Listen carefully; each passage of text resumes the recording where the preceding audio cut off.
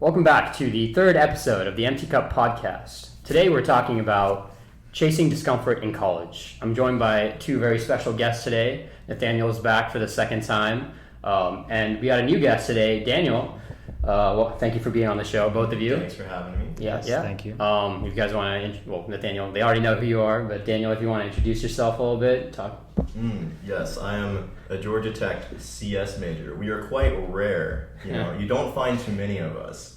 But, so I know maybe people haven't heard of CS, but that's what I do. Although I'm actually a pretend ME major, so mechanical engineering, because that's what I actually do in my free time. Do you think CS major classes are easier than mechanical engineering? Well, there's the old joke that which engineering major is the hardest? It's whichever engineer you're talking to.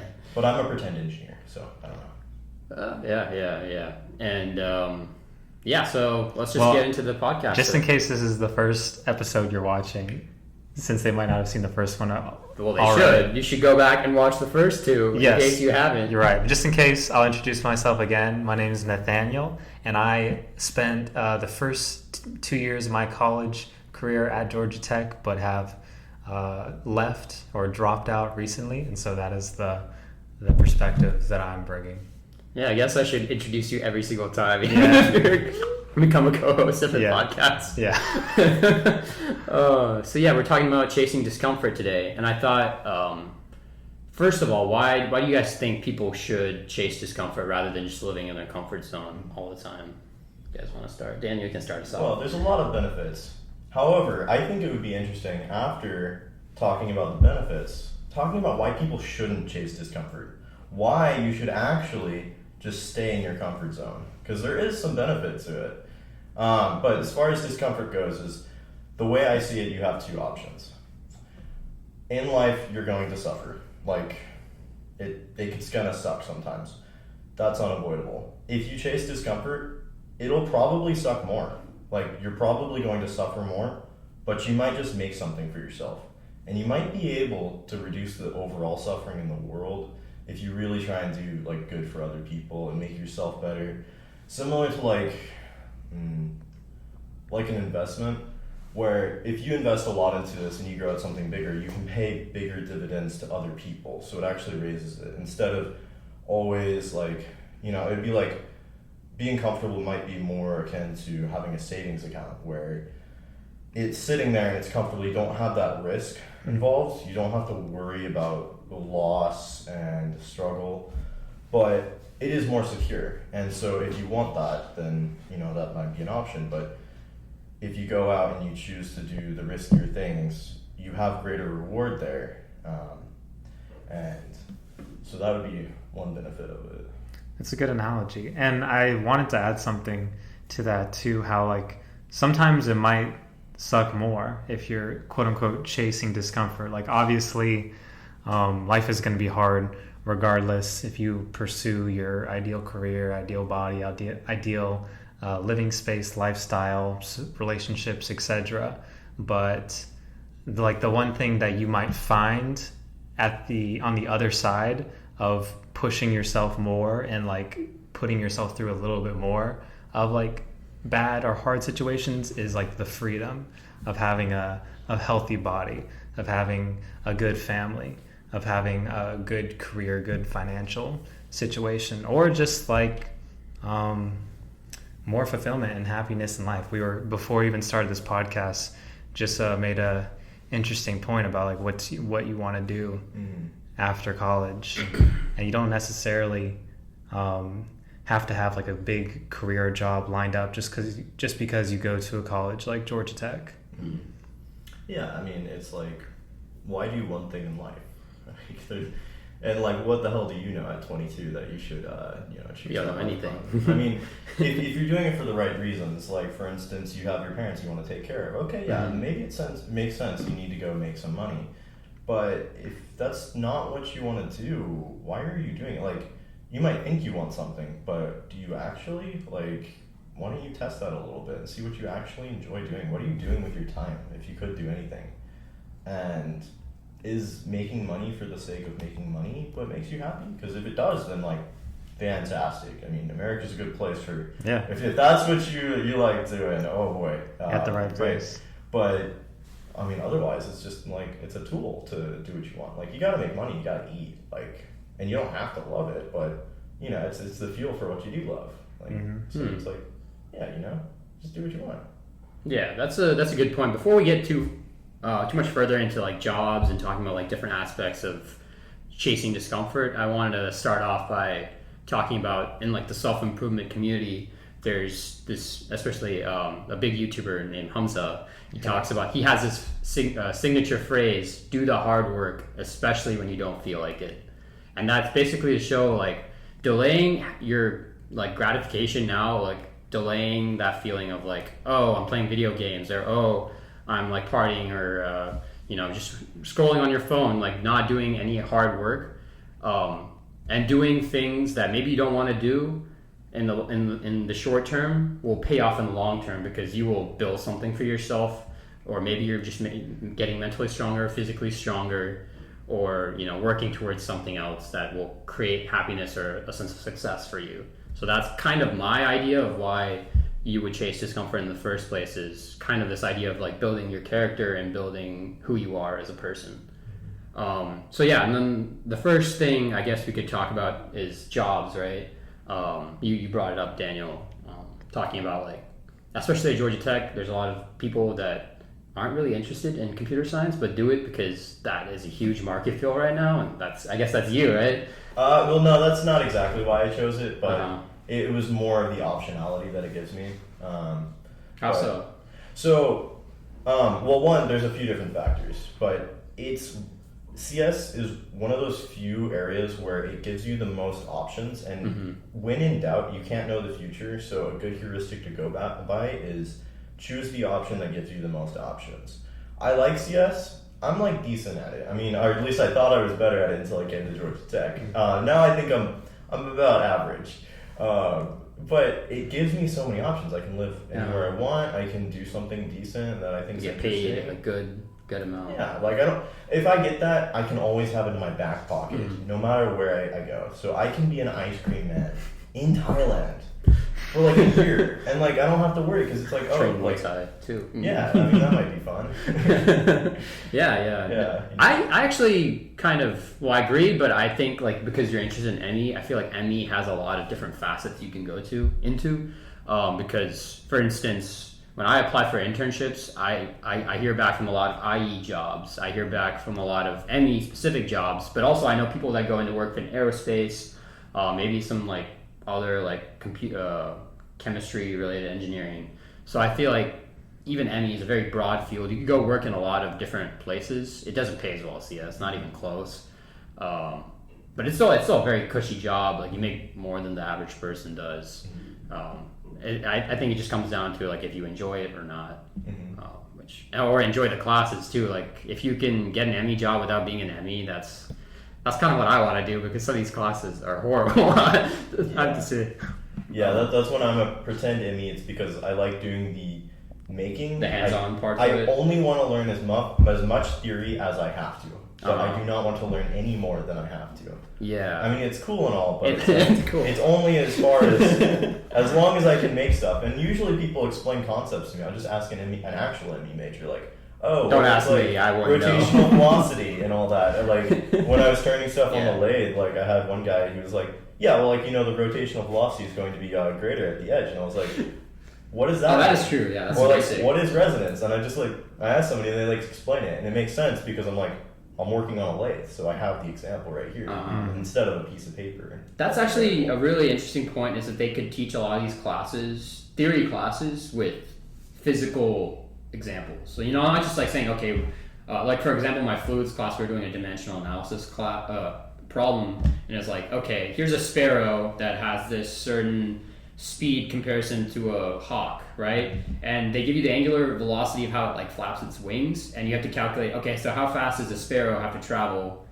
to avoid getting killed by the hawk or caught by the hawk? And it's like a whole dimensional analysis problem, and that's cool. Like I like that, but I think even better than that is like showing like fluid mechanics and actual. That's not even a fluid mechanics thing. That's just like dimensional analysis. But like when we get to actual problems, showing it like physically. Obviously, this is an online class too, so there's even less like personal touch to the class. But that's what I think is lacking a lot of Georgia Tech classes. I mean, you've probably heard of like the 2110, the robot class, where we like build a robot throughout the entirety of the semester, and then kind of have a competition. It's one of the most fun classes, and I mean, honestly, that's the only thing I think you're missing out on. That and like the design classes that are kind of cool. Although when I'm a PI, I'm going to be very invested in that class because they use the Image Studio quite a lot. Okay, yeah, we're getting kind of into a tangent here, though. I did notice. So yeah, I mean, Nathaniel, if you wanted to add anything, I mean, I guess you were an IE, right? So yes, I was an IE. Imaginary engineering. Yeah, there's that. So it's funny because like when you said your joke earlier, like the hardest engineer, it depends on who you're talking to. I don't think industrial engineers. No, I don't think. I feel like we're the exception to that one. I think there's maybe 3 engineering majors that think they're the hardest. Yeah, well, we know it's easier. But it's the most optimal major. Yeah. Right? Yeah, for sure. Yeah, we do like to optimize. Absolutely. Yeah. And I honestly didn't get crazy far into some of the ISYU courses. I just touched on like the early ones.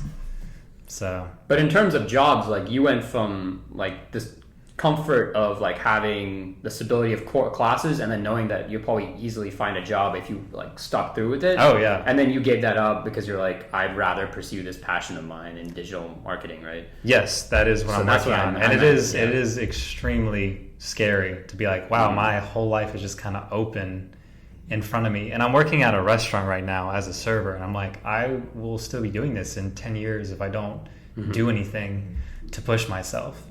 Because it's scary, because when you're in college, like obviously it's very difficult. Georgia Tech is very difficult, but it's still. What are you talking about? These are easy classes. But it's I don't even study. Wow, that is a joke. Those people can. Yeah, those are some people. You find those people. And, yeah, business majors. We call them business majors.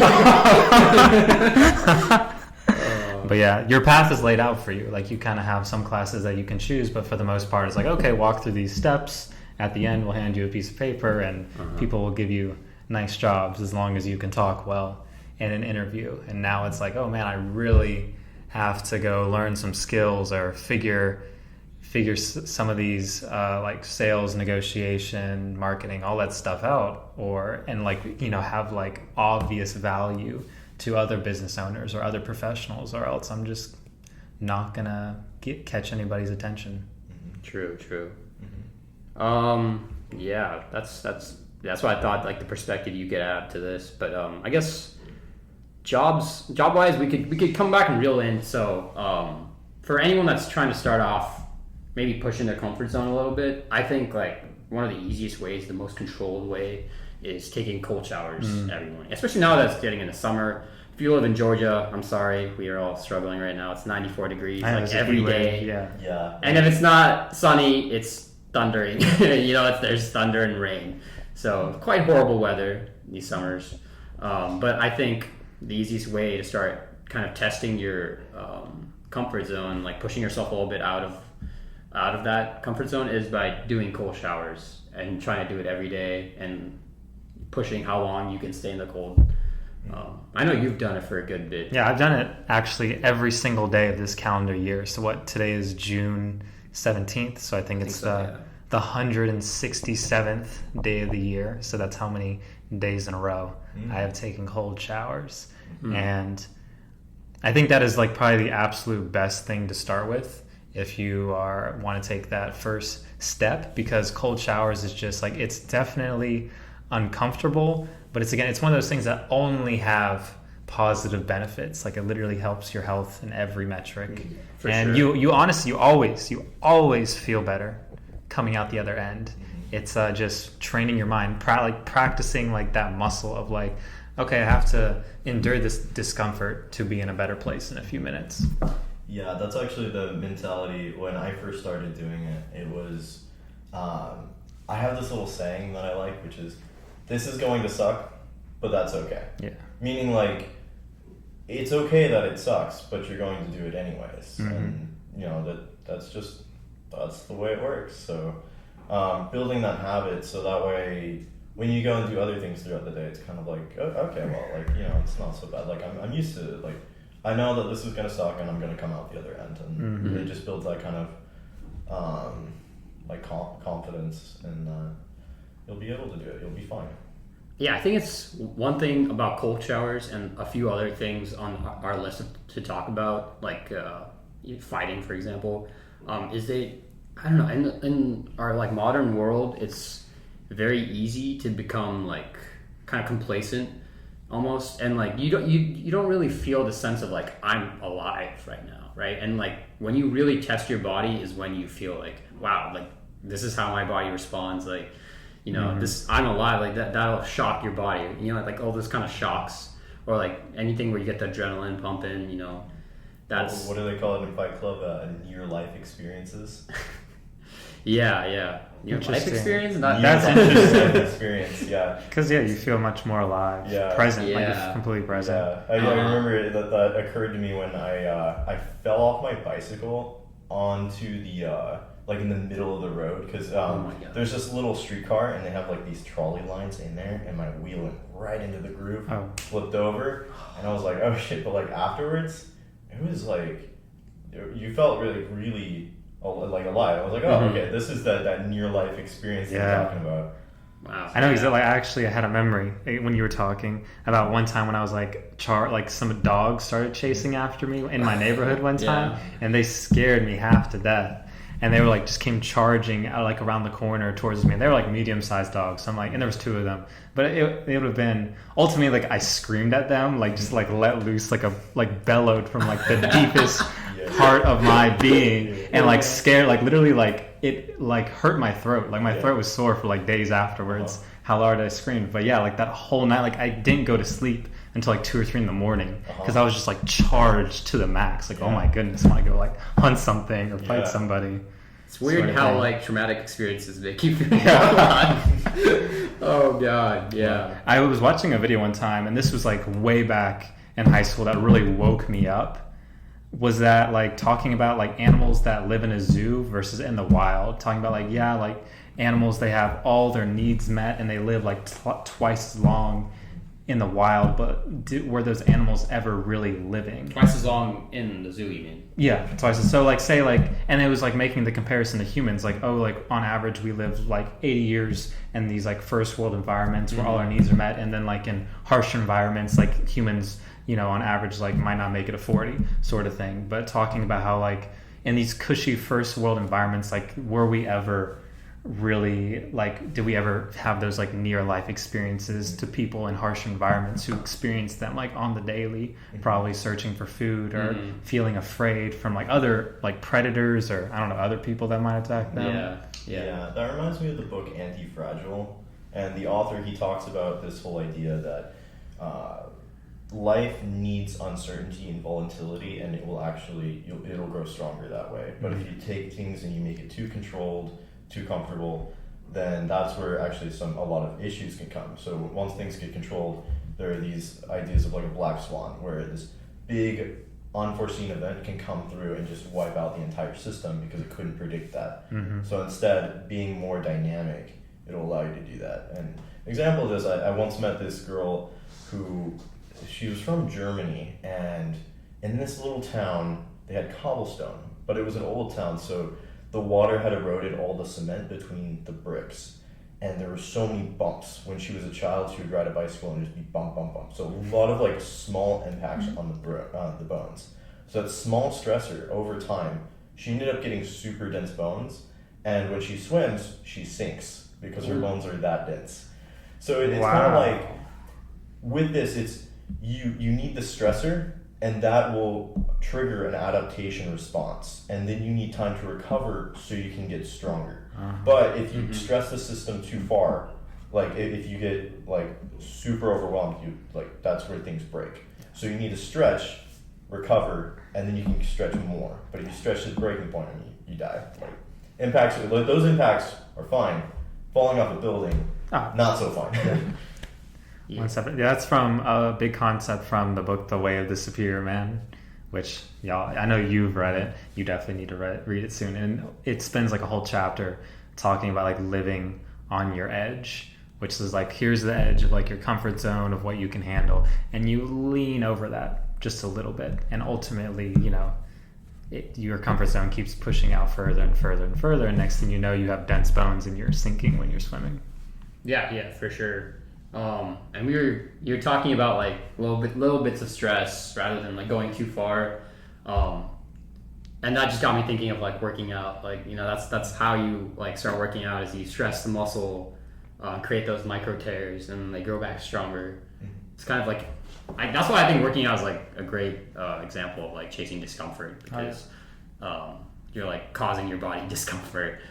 And honestly, it feels really good. Like, there's no part of it that feels like, I mean, there's like the part that's like, I'm doing something new. Oh, maybe I'm like a really scrawny guy going to the gym with all these huge guys, you know. So that, like, maybe that feels uncomfortable. But like, when you invest in your body and like consistently keep working out, it's like the greatest like payover. I don't know what the word is. And like when you can physically see changes in your body and strength, that's like a really great way of chasing discomfort. I don't even know if that's chasing discomfort. I feel like that's like the biggest example. That Really? When you were just trying to like, man, how have we gone this far without talking about that? Because working out, that's literally like, yeah, it's quote unquote fun, but at the end of the day, like if you're actually pushing yourself in your workouts, it's especially like on leg day. Leg day, bro. Leg day today. Leg day, It was bro. not fun. No. Yeah. I mean, things can be uncomfortable and fun. Oh, that's true. In fact, it's probably better because you're going to do those once more. Yeah. I don't know why, but like my leg days, actually even my back days, when I tried like the David Goggins, like, so this guy was saying that he trained, David Goggins I think like lives, you know who David Goggins is? I've heard the name. Okay, I should probably explain it to viewers, but he's like this former Navy SEAL. He lost like 180 pounds? Yeah. Or 100 pounds, something like that. That's more than something very drastic. It's crazy. In like the matter of like 3 or 4 months, I think. Yeah. I might be totally blowing these numbers, but the point is he lost a lot of weight in a very short amount of time by like drilling this like mindset into his brain that like, oh, my mind is weak, I need to make it stronger, and basically just be like chasing discomfort constantly and building up his tolerance. And then he like became a Navy SEAL, and now he's like a motivational speaker. He runs like 2 marathons a day almost. Oh, not just marathons, like ultra 100-mile runs. And he like, it's funny. So he was talking to this guy, and he trains people. I think sometimes he'll like live with you for a month and just like follow you. Yeah. And like, You're talking about Jesse Itzler, because he wrote a book about it. Have you seen that?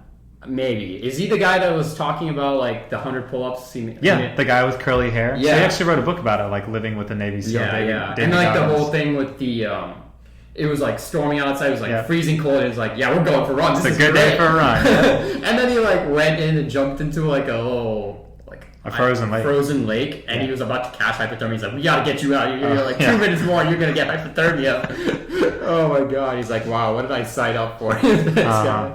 But my whole point is like, he like made him do 100 pull-ups, and Jesse, how do you say it? Itzler. He was like, "No, I can't do that. Like, I can only do 4 pull-ups." And he's like, "I see the problem. It's your mind." So he's like, "Yeah, get back up on that bar, and we're not leaving until you hit 100 pull-ups right now."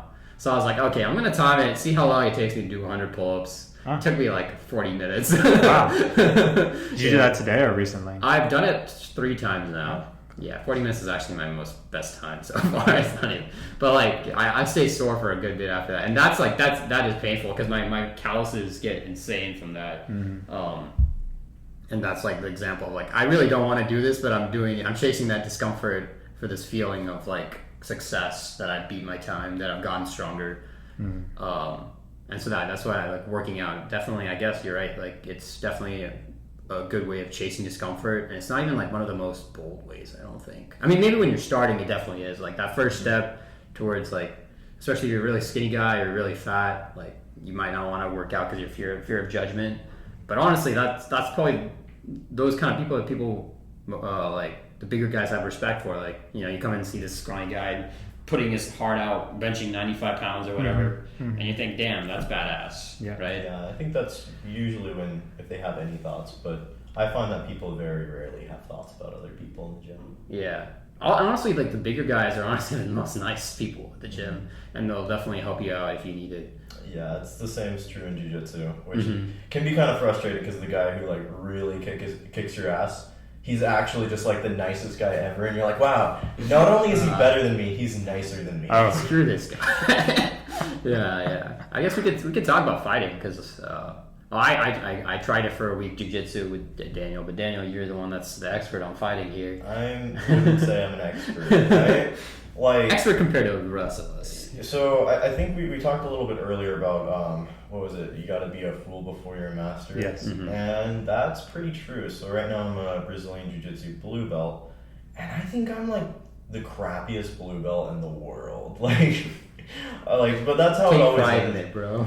Yeah, I mean that's the thing is it's like you just feel like you suck all the time. Like you get better, but you always feel like you suck, no matter how good you get. It's because like there's always that one Brazilian guy who's just gonna like make you look like your day one white belt. And it's like you know, you go against some black belts and you're just like mind blown. You're like, how I don't get this. Like it does not compute. So for reference, Daniel says white belt, that's like the first step. When you come in, you're a white belt when you start off, and then blue belts. Yeah. So approximately like 1 to 2 years experience. That's where like a blue belt typically lies. Like jiu-jitsu is kind of like a good reference mark is like maybe 2 years per belt, but it varies. So yeah. Gotcha. So there's a lot of white belts out there, but like a 2-year white belt versus a day one white belt, very different thing. Mm-hmm. Yeah. Damn, yeah. I don't know if you want to add anything on the... I mean, I guess you came with us to see it. Yeah, I just had to watch. So it wasn't... Because you couldn't really participate, but... I just had to watch. But yeah, just imagining... Because I just was imagining myself how it'd be like, yeah, these, like the way people were moving, interacting with each other, it's like completely unlike anything I've ever done in my life. And I'm like... I mean, I'm ready to do it when the day comes, but I'm definitely gonna look really silly. Oh yeah, it's a definition of chasing discomfort too, because it's a whole new. You don't even know what you're doing. Like when I went in there, I was just like, okay, I need to like tackle Daniel or like pin Daniel down. I'm like, I don't know how to even like start. They're just like, yeah, just do stuff, you know, and then Daniel would just kick my ass every round. Yeah. I saw him, like the one thing that blew my mind was when like y'all were going at it and then Daniel just like picked your feet up and like completely threw you off balance. And I was just like, wow, that was so simple. Like as a beginner, I would have never thought to do that and stuff. It was really funny to watch. I mean, it's because people did that enough to me, though. Yeah. That's usually how it goes, is people do like the most annoying thing to me. Yeah. I'm like, no, I will become this. It's like Batman, like, just like, no, I will incorporate this. It's like, okay, fine, yeah, this really sucked. Let me do that. Yeah. But I think the awesome thing about that is it's more humbling, right? When you're born successful in any way, like maybe you're born, you're really attractive per se, versus being born kind of ugly and having to work to build up your attractiveness.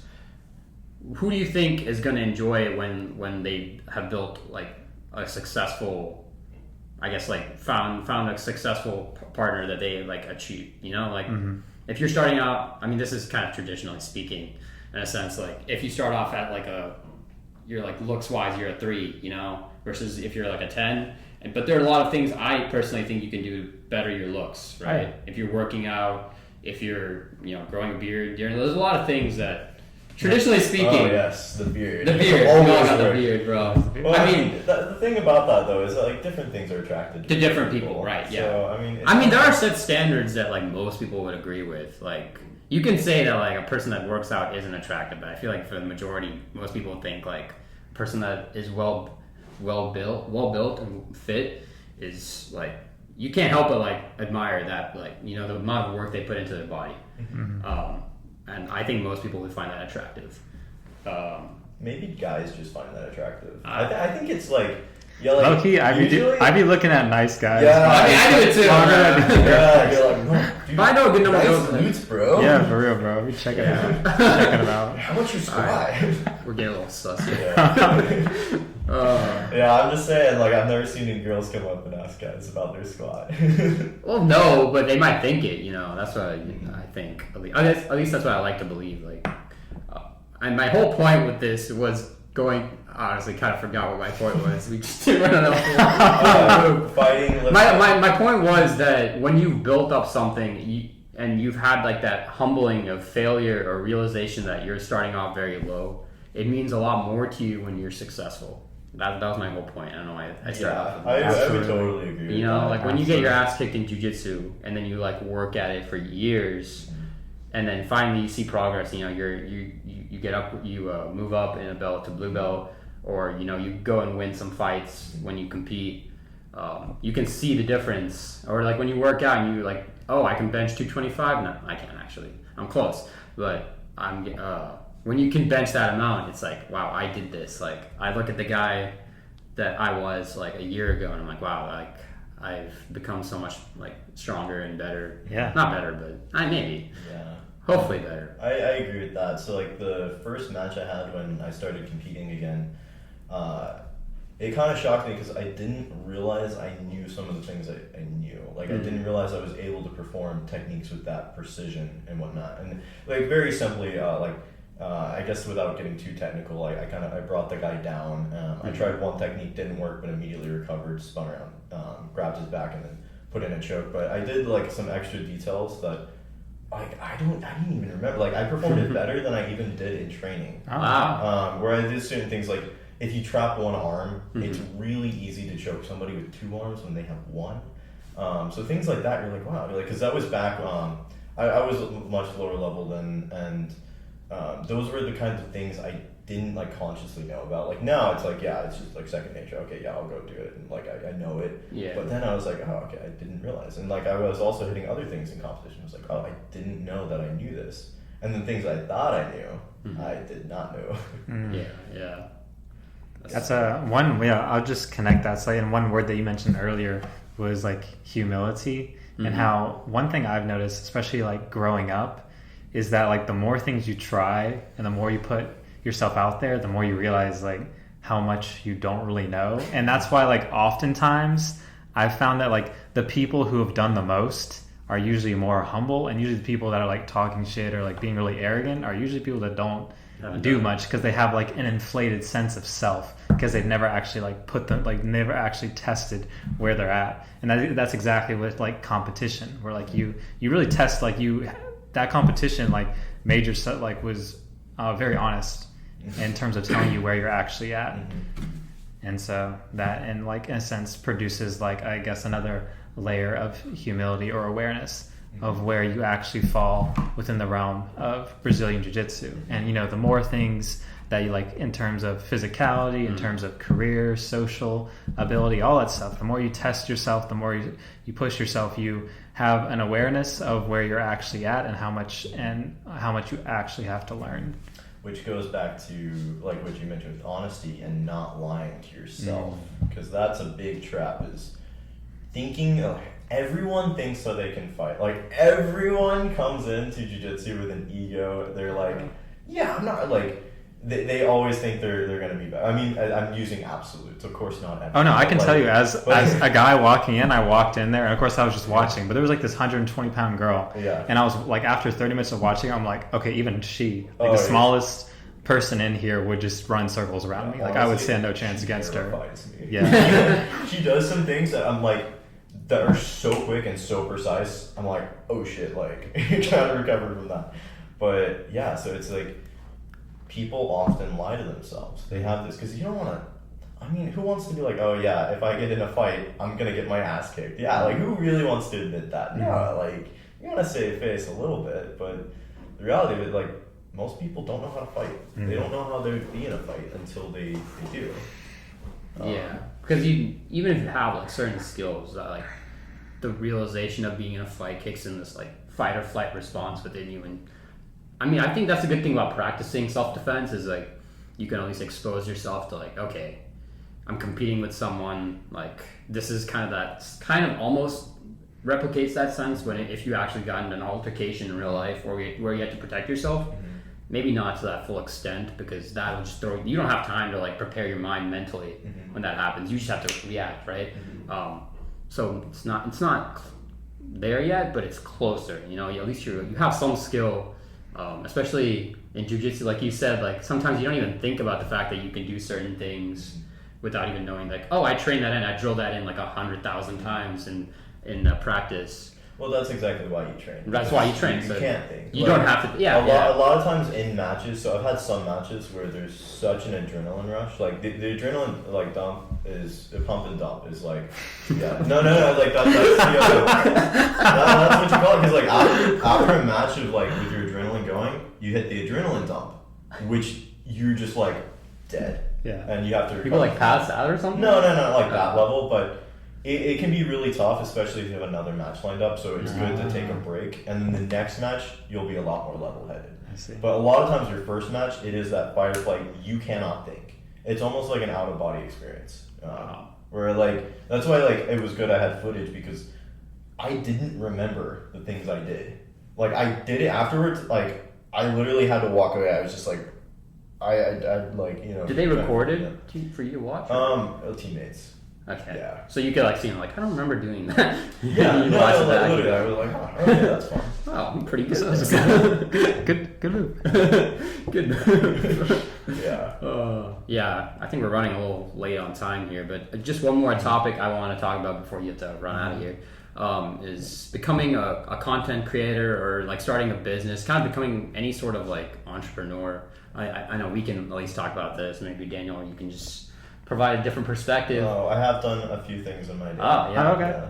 Yeah, you can start us off then. Oh, well, back when I was 18, I tried to start a drop shipping business, and it did not go well. And I found out that I both hate marketing, I hate copywriting, and I just kind of hate business in general. Oh, wow. So that was really good because I learned all that. Yeah. And then when I was 19, my mentor at the time and one of my supervisors for work, they were doing Forex trading, and they were teaching me how to do that. So I got really into Forex trading. But I hate Forex trading with all my soul. I hate, if I ever see a candle, stick chart. Candlesticks? Yeah. PTSD, man. Oh, wow. So that's kind of a little bit of background, because I was like, okay, I want, the freedom of being able to make a ton of money. And that was when I was a lot more interested in making a shiz ton of money. And I was like, okay, this would be, a non-traditional route. I could be like a millionaire before I'm 25 and all that. Really like young. That's how they get you, bro. little That's how guy. they sell you. Yeah, I mean, in the reality of it, it's a zero-sum game with a very small percentage actually. Isn't dropshipping like dying out now? Dude, I don't even know. I wouldn't know. Dude, that's not my. Dude, I was just some dumbass teenager when I did it. So, I'm glad that didn't work out. But so that's kind of my bad. That's the thing. Even if you like fail with like chasing discomfort, you learn a lot, right? And as like we said before, it's a humbling experience when you can write down like in your journal or whatever, in your thoughts, even mentally write down. I guess I failed today, and then that is the most humbling thing. But that idea that builds character is writing after that. But I will try again tomorrow, and I will succeed. Creating that mental strength and humility is equally as important too. But yeah, if you want, I don't know if you wanted to continue this conversation about your personal business. Oh yeah, and a good point, because I'm reading reading the Rich Dad Poor Dad series right now, and really great books. I'd recommend it to both y'all and the viewers if you haven't read it already. But one of the points it talks about, and of course, you'll see a theme of me shitting on the education system because I have dropped out. But I'll try not to. I'll be nice. That talking about how the education system in America specifically teaches us to be afraid of failure and stuff. Like you're always tested on how much you get right, but really as you've learned, you learn most through attempting. The people who fail the most are the ones that try the most and put themselves out there the most, quote unquote, pushing their comfort zone, seeing what they can do. And even though you failed at drop shipping and you failed at Forex trading, probably you at least understand those markets now, and you have reinforced the idea that it's okay to try things and see and walk away when you realize it's not for you. So yeah, I'll leave it at that point. No, but with that, actually, learning only takes place when we make errors. It's actually without going, I'm no neuroscience, but essentially how it works is it triggers this cascade of chemicals in our brain that makes it very conducive for learning when we make errors. Yeah. Right? Because why the hell would we be investing all our precious mental energy in learning when we don't have to? When everything's going smoothly, why the hell would you learn? Yeah. No, it's when things go wrong, that's when you've got to learn. So our brains are set up for that. That's my brother's a neuroscience major, so he'll verify this information. Maybe throw a comment in the video. No, that's a good point that you said. Like in our brains, it's like learning is like self-coding almost in the brain almost. So you learn, or like I don't want to get into neuroscience because I don't know anything about that. But that's a good point. For me personally, being a content creator, there's a lot of learning happening place, and like Nathaniel, you mentioned this before. I don't know if this was in the video or before we started shooting, but you were mentioning that like I have to post a lot of like crappy or cringy content first to be that fool before I can be the mentor. The master. The master. Essentially, you have to like make like a million mistakes before you can like actually be good at anything. You got to chase where you're bad at. Like in jiu-jitsu, right now I'm very focused on a few different areas that I'm really bad at, but they're all strategic, right? Where it's like, and I think that's actually overall with like chasing discomfort, right? Where it's like, don't just do it because it's uncomfortable. Do it for a reason. Like, if you're going to talk to strangers because you find that uncomfortable, if you have no intent, like if you're going to go live out in the woods for the rest of your days, that's stupid. You shouldn't waste your time doing that because you're not going to use that skill. Why would you want to do that? Stupid. Like if you're like, you can go shoot yourself in the foot. That's really uncomfortable. You can chop off a limb and live with one arm. Oh, that's super uncomfortable. It's dumb. Like, only do things that have a point, right? So when I would do, so I used to do uncomfortable challenges, and I still do occasionally. And it's always goal-oriented. Why am I doing this? Okay, I need to do this like a video game. You gotta go do the little like quest line, and you unlocked it. Like you unlocked the skill. So my most recent one in memory is when it was like, go to a frat party and dance. Those were two separate ones, but I was luckily able to combine them into two because I found both of those uncomfortable. And it's like, why? It's because I want the ability to know that I can go and do that, I can dance, and I can, socialize in that way. I don't have to, but now I know I can do it. You mean like dance in public in front of people? Exactly. It's like, now I know that I can do it. And it's like, and I like, the part of the challenge was getting to that point where I could do it and like go and do it. So, but it's like I did. Now I don't have to do it anymore, like, but if I need to, I can. And that was the whole point. Yeah, your self-expression is no longer limited just by people being around you. Actually, I think you brought up the fraternity. I should say we're not allowed to say frat. Actually, I hate saying frat. The word frat annoys me when I hear people. Yeah, within the Greek culture, they don't like saying frat. You're supposed to say fraternity. The brotherhood. You wouldn't call your country a fraternity. We're gonna get demonetized. Like being in a fraternity, I think it was a really good place to chase discomfort because, like starting off, like when we became like pledges, the first event we had was this thing called Run of the Roses. You might have heard of this. Yeah, I've heard of this. Yeah, and I thought like that's like the coolest thing ever because it's a dance. You choreograph a dance with all these new members, and you guys like rehearse it, and then you like sing too, and then you perform for all the sorority girls. And so I thought it was like a really cool way, and something I would never do, like something that's way out of my comfort zone that I would never have done normally. But like I got to like do this and like rehearse with these guys, and it was a whole lot of fun. And then like seeing us do it was like completely different. Like actually performing, I was like, oh my god, that's crazy. I remember that day. And it's fun watching. Yeah, there's so many experiences like throughout, even like just being a pledge that like I got to do. Learning about Atlanta, like learning about the college culture, Georgia Tech even, that like the fraternity helped me expose me to because there's a lot of brothers in there that had a wide variety of interests. So they'd all be like, oh yeah, you should go do this, you should do this. And I'm like, oh, that's really cool, and I get to learn a lot because of that. And I think that's a really awesome part of being in a fraternity. As well as like the social events where you're kind of forced to like, or not forced to, but like the whole point of it is that you go and talk to people and like be social. So that's like if you haven't done that before, you're getting out of your comfort zone. But yeah, that was my only point about that. But also, we forgot to mention that we met Daniel. This is a big point. This is a big point.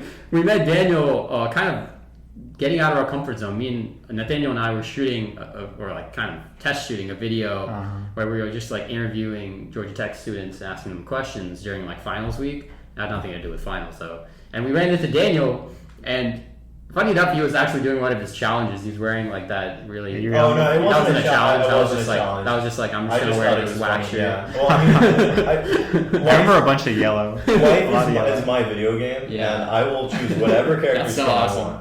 No, it was this black and yellow uniform that's basically spandex and shorts, and then just pandas all over it. Oh, I forgot the pandas. The weird thing is, I didn't even notice it when we were going, because we were in our own world of like, oh my god, we're so anxious, we gotta like. I was actually on my way walking to my friend who was going to drive me to training. Ah, nice, yeah. And we met Daniel that way, and then we become like good friends from that too, which is very interesting. That goes to show why you should be chasing discomfort. You can get cool friendships from that too. When you meet people in the places where you're chasing discomfort, like the gym, fighting, just being outside, nature, talking to strangers, that kind of thing. It's kind of like old-timey knights going and fighting dragons. It's like, there's like little, they might like, you go on an adventure and like, you don't know what you're going to find, right? It could be nothing. You could get eaten. Or maybe there's like some magical rings you could find, that give you some boosted stats, like you don't know, right? It could be like underwater breathing and stat, like cool. Or it could be like better sweeping set. You just don't know, and that's what's cool about going out. Like the discomfort's more of like you're literally going into unexplored territory. What could you find in unexplored territory? Well, you don't know. Could be great, could be horrible, could be nothing. But you're gonna go find out, and that's what's so cool, and that's why it's fun. It's the beauty of it. You get to play with it. Yeah, guys, go out and explore that unexplored territory. Hopefully, if you're still with us, we've reached the end of the podcast, I think. Thank you guys for joining me today, Daniel and Nathaniel. Yeah, and thank you guys for watching the video. If you enjoyed the content, please leave a like on the video and consider subscribing. We have new podcasts every Friday. You should subscribe. You should subscribe. And like. Throw me a comment too. Let me know. I mean, we're self-improving with every single one of these videos. The first one, we didn't have audio on the first one, or good audio, and then the second one, we didn't have good video. Now, hopefully, we have both. We'll see. We'll see. But yeah, thanks for watching. Take care. Awesome. Sorry, Daniel. It's running really late.